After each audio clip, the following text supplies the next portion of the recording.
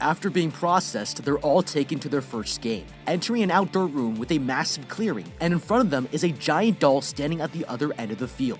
Gi-yeon here recognizes one of the players as his childhood friend Sang-woo and walks up to say hello. Suddenly, the gates behind them lock shut and the competitors are told they'll be playing the children's game Red Light, Green Light. Players must run to the finish line while the doll looks away, but if it looks back and catches them moving, they will be eliminated. They have only 5 minutes to cross the finish line, and with that, the game begins. The players start running across the field, but the doll suddenly announces red light before anyone expects it, and this player is caught completely off guard. It spots the man still trying to catch his balance, and a voice announces that he's eliminated. Suddenly, a gunshot rings out, and the player collapses to the ground, motionless. He's just been shot dead. And realizes they've been tricked into playing a death game, everyone starts running for the exits. But the doll is detecting every movement, and bullets start flying. By the time the shooting stops, over 100 people have been murdered, and the surviving players are left frozen in fear.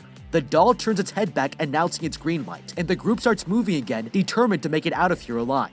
Using this guy like a shield, this girl cleverly falls behind another player to hide herself from the doll's sight. It's the same girl who stole the gambler's money earlier when he was running from the loan sharks, and without hesitation, she pulls the man down to launch herself ahead of the pack. Gi-yeon here tries to move forward, but he's grabbed by an injured player who begs him for help. One wrong move, and he's going to get him shot. But luckily, the doll turns back around just in time, and he breaks out of the man's grip. There's now 1 minute left, and the players are finally starting to reach the finish line. The man is only a few meters away from beating this game, but just as he takes a step forward, he trips over a dead body. He's about to fall on the ground, but another player saves his life, holding him up until the doll announces green light. With only 3 seconds on the timer, Gi-yeon jumps through the air and finally makes it across the finish line. The remaining players who haven't crossed are all brutally shot to death, and the survivors look up to notice a massive roof close overhead. They have no idea they're on a private island in the middle of nowhere, and the only way out of here is to win. That's 1 game down, with only 5 more to go.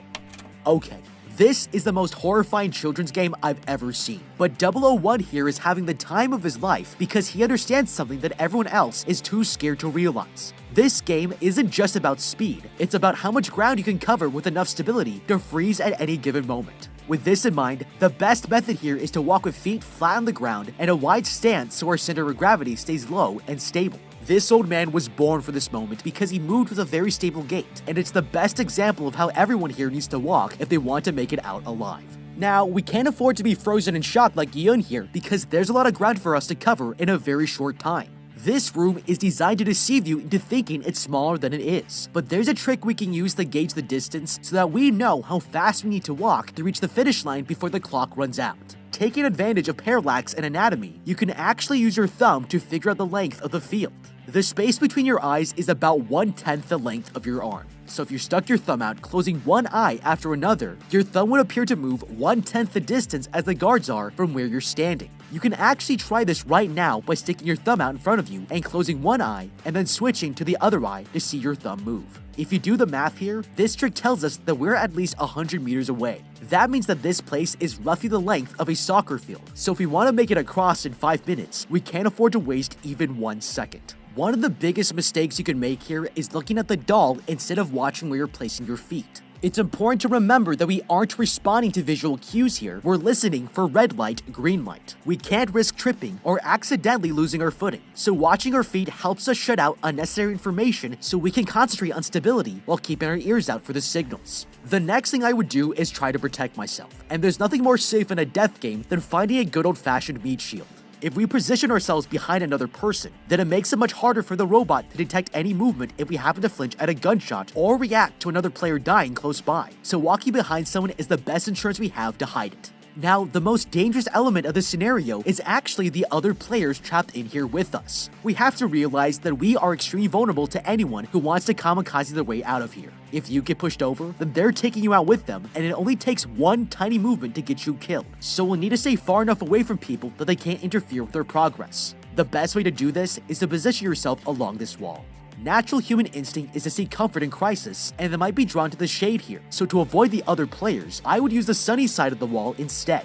This also gives us another point of stability to help us stop in time, and we can make it to the finish line without getting killed. After the game, the guards come in to congratulate the survivors on passing and announce that 255 players were killed. It's a horrifying number, and afraid for her life, this woman steps forward begging the man to let her go home.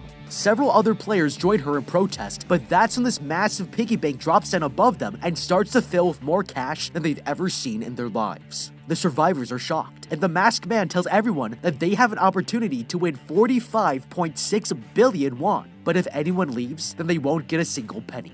With that, a voting machine is set up in front of them and they all cast their votes, but the majority of players agree to quit. The masked man tells them they can still come back if a majority agrees to compete again, and the players are sent back home.